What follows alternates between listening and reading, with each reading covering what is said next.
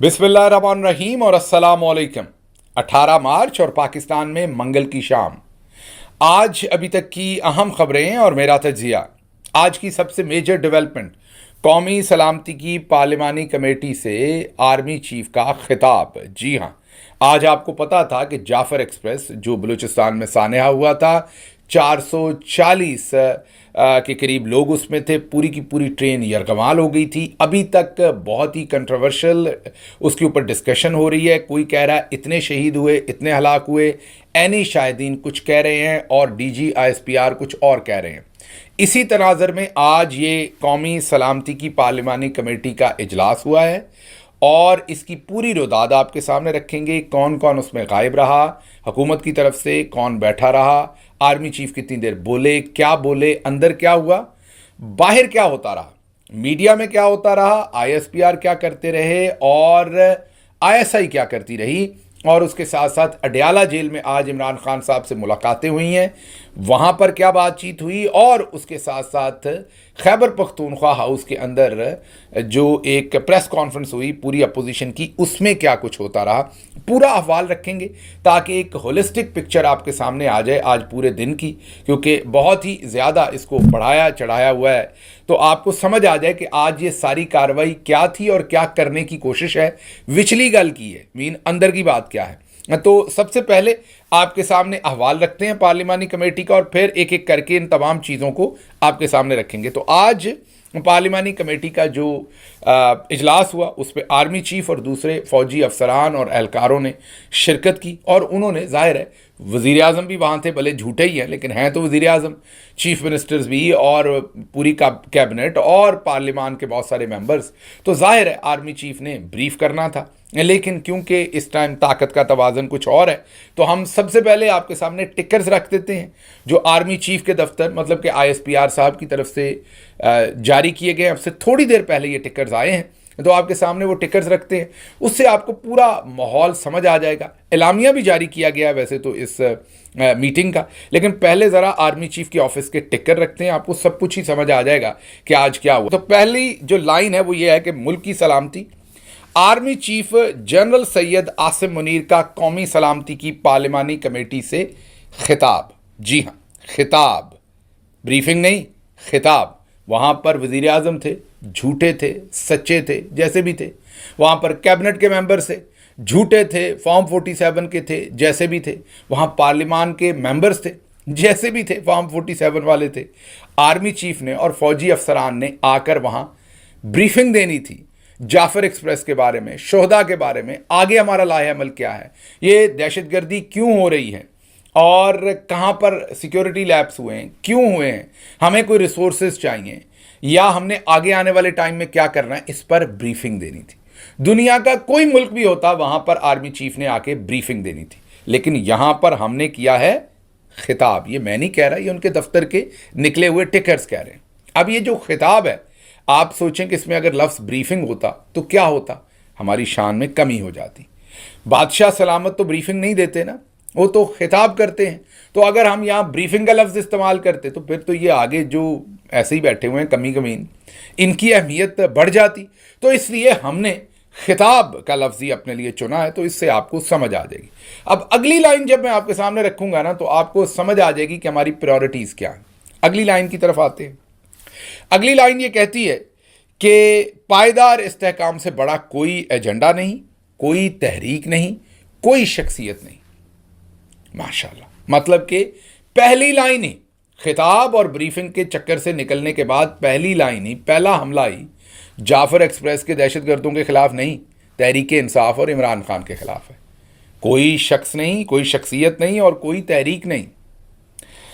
उसके बाद कहा कि हमें एक हम आहंगी और बेहतर पाकिस्तान अपनी अगली नस्लों को देना है, बेहतर गवर्नेंस करनी है ममलकत पाकिस्तान के लिए।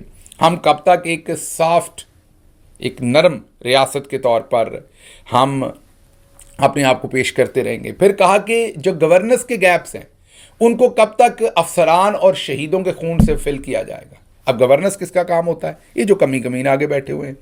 भले चुनते हम हैं, भले हुकूमतें हम गिराते हैं, फॉर्म 47 पर हम इलेक्शन लूटें, रिजल्ट्स बनाएं, जो मर्जी करें, हम अपनी मर्जी के पिक एंड चूज सबसे बड़े नलायक गधे उठाकर हम इकट्ठे कर दें, لیکن پھر ذمہ داری ان کی ہے گورننس کرنا، اور جب ان گورننس کے اندر گیپ آئے گا تو وہ بھی ذمہ داری ان کی ہے۔ تو پھر ہم انہیں بتائیں گے کہ نالائکو، کب تک تمہاری گورننس کے گیپ، ظاہر ہے پھر افواج کے جوانوں کی، اور یہ آخری بات جو یہ حقیقت ہے، اس پر کوئی عذرا تفنن بات نہیں ہو رہی، جو آخری جملہ ہے وہ حقیقت ہے کہ جوانوں کی شہادت ہوتی ہے، افسران کی شہادت تو ہوتی ہے، جو ہماری ماؤں کے بچے ہیں، جو ہمارے بھائی ہیں، اور وہ تکلیف دہ بات ہے سبھی کے لیے۔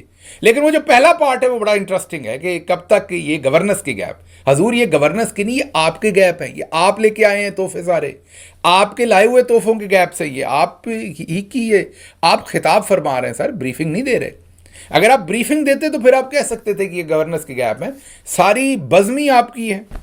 اچھا جی، آگے انہوں نے کہا ہے کہ علماء کو ان خوارج کے بارے میں ان کا سارا جو معاملہ ہے وہ عوام کے سامنے رکھنا چاہیے کہ یہ کتنے برے لوگ ہیں، اور ملکی سلامتی کے بارے میں ان سب کا پردہ چاک کرنا چاہیے۔ پھر یہ کہا ہے کہ ملک کے تحفظ کے لیے سیاسی مفادات سے اوپر آ کر سوچنا چاہیے، اور دہشت گردوں کا جو بیانیہ ہے اس سے اوپر ہمیں ایک بیانیہ بنانا چاہیے۔ ہم سب اگر متحد ہوں تو کوئی ہمیں کمزور نہیں کر سکتا، ہمیں اللہ پر بھروسہ کرنا ہے، اور تمام سہولت کاروں کو ناکام بنا دیں گے۔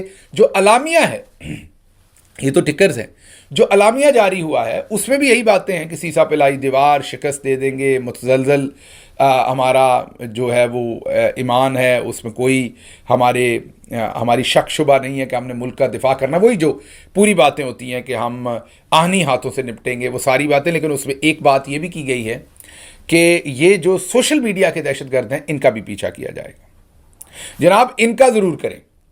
وہ جعفر ایکسپریس والے جو ہیں نا، وہ اگر ان میں سے کوئی رہ بھی جائے تو خیر ہے، وہ دہشت گرد جو تھے جنہوں نے ہمارے بھائیوں کو شہید کیا، جنہوں نے جہاں دل کرتا ہے بسیں روک کے لوگوں کو شہید کرتے ہیں، ان کی خیر ہے، میرا خیال ہے ان کے پیچھے بے شک بعد میں چلے جائیں۔ یہ جو سوشل میڈیا والے دہشت گرد ہیں نا، ان کا پیچھا ضرور ہے حضور، اس سے بغیر کام نہیں چلنا، کیونکہ سب سے بڑے ایول یہی ہیں، یہ بولتے ہیں۔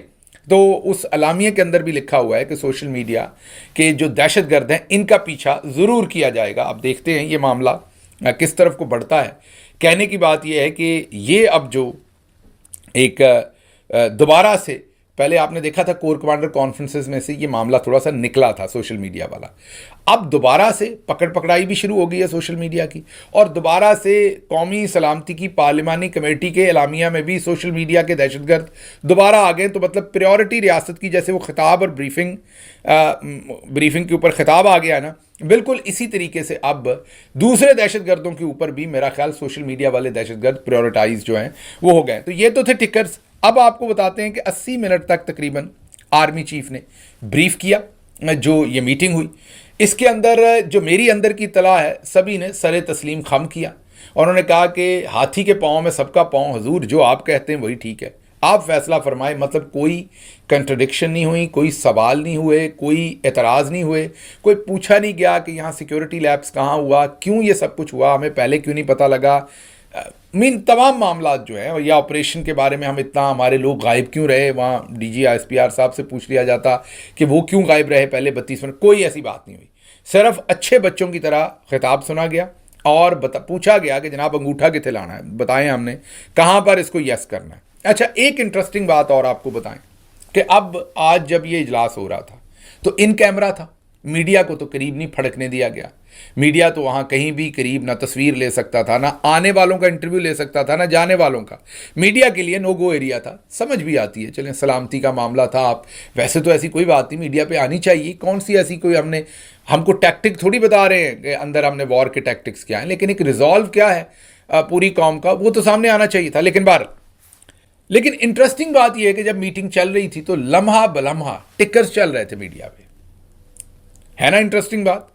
میڈیا کے لیے نو گو ایریا ہے، صحافی ادھر قریب ہو نہیں سکتے، لیکن وہاں پر ٹکرز چل رہے تھے۔ وہ ٹکرز کون چلوا رہا تھا؟ That is important. یہ بہت ہی امپورٹنٹ بات ہے کہ وہ جو ٹکرز اندر سے بیٹھ کے چلوا رہا تھا وہ کون چلوا رہا تھا۔ یہ آپ کے اور میرے سوچنے کی بات ہے کہ وہ ٹکرز کون فیڈ کر رہا تھا۔ فلاں وزیر نے یہ کہا، فلاں نے یہ کہا، جس نے نہیں بھی کہا تھا وہ بھی چل رہے تھے۔ کئی تو ہمیں پتہ چلا کہ جو کسی نے نہیں بھی کہا تھا وہ بھی باہر چل رہے تھے۔ تو اس کا مطلب ہے آئی ایس پی آر اور آئی ایس آئی بہت ہی مصروف تھیں باہر، اور ظاہر ہے وہ ٹکرز چلوائے جا رہے تھے۔ تو ایک تو یہ ذہن میں رکھیے کہ ٹکرز باہر جو ہے وہ دڑا دھڑ چل رہے تھے، اندر جو بھی ہو رہا تھا کہ نہیں، باہر محاذ جو ہے وہ پورا گرم تھا میڈیا کے اوپر، اور وہ بغیر فیڈنگ کے یہ سب کچھ نہیں ہو سکتا تھا۔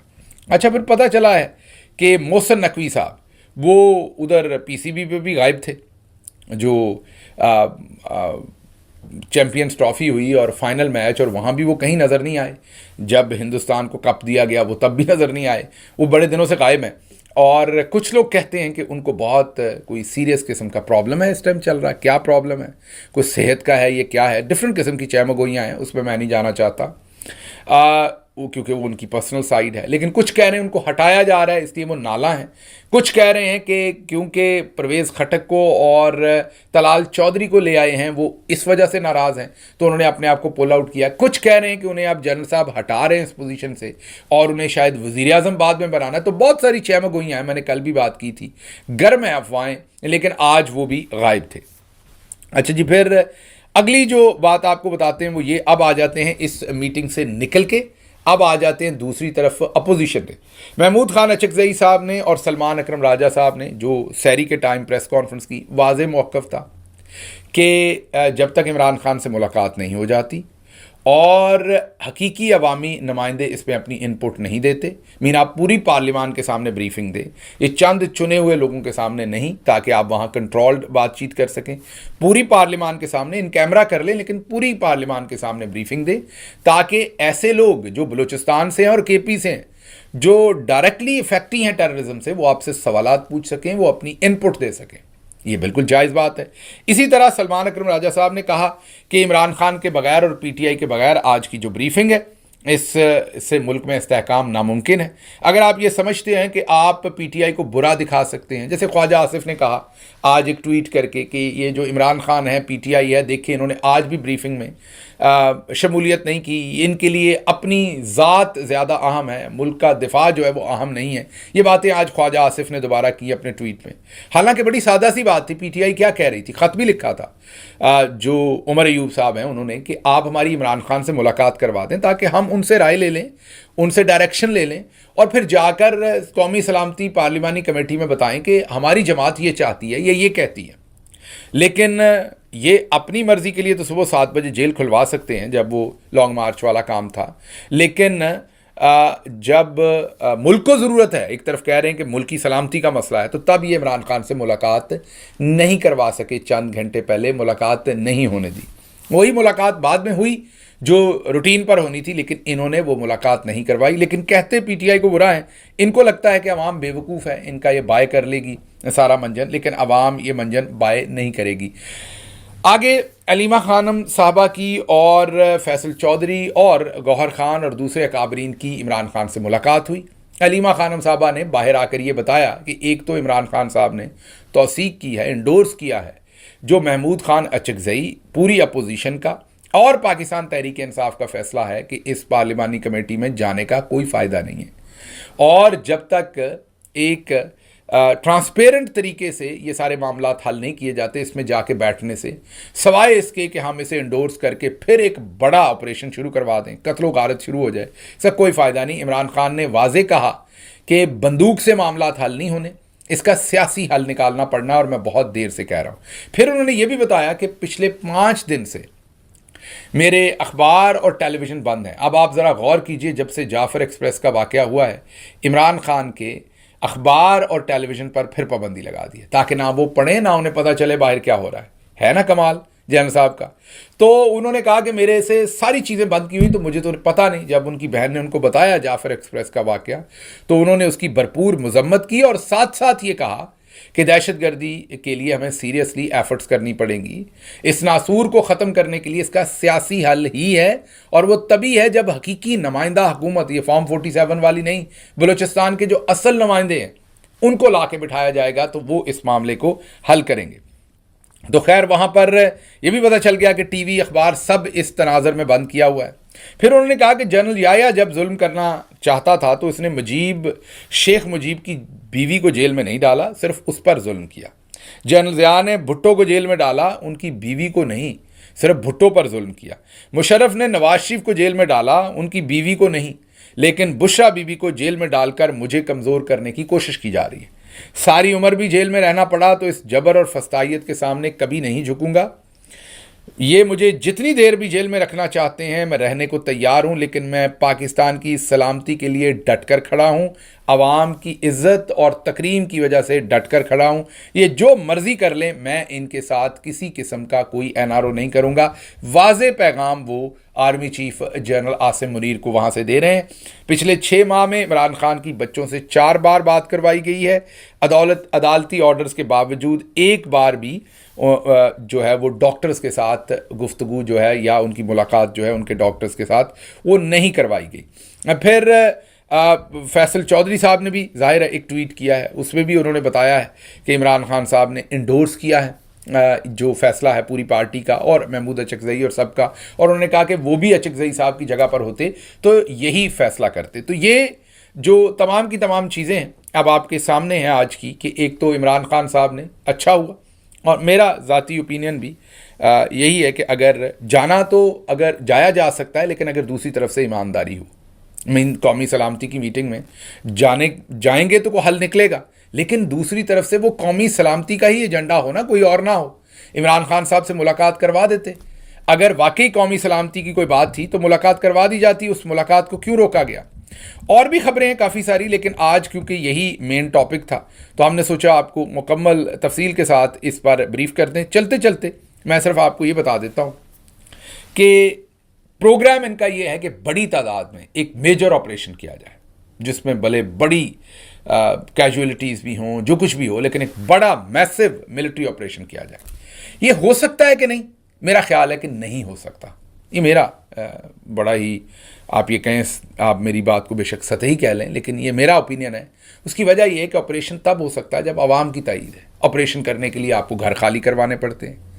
اگر گھر خالی کرواتے ہوئے عوام کا آپ کو کوآپریشن چاہیے ہوتا ہے، ورنہ دہشت گرد عام کپڑوں میں عوام کے ساتھ نکل جائیں گے اس علاقے سے، پھر واپس آ جائیں گے. تو عوام کا کوآپریشن اس میں ضروری ہوتا ہے. عوام جب تک آپ کے ساتھ نہ ہو، ایک ماحول نہ ہو، ایک سیاسی لیڈرشپ جو ہے، سیاسی قیادت جو ہے وہ عوام کو اعتماد میں نہ لے، عوام آپ کے ساتھ نہ ملیں، تو ایسے بڑے پیمانے پر ملٹری کے آپریشنز نہیں ہو سکتے. کوئی بھی ایسا آپریشن، فوجی آپریشن جو ہے وہ کرنا ممکن نہیں ہوتا.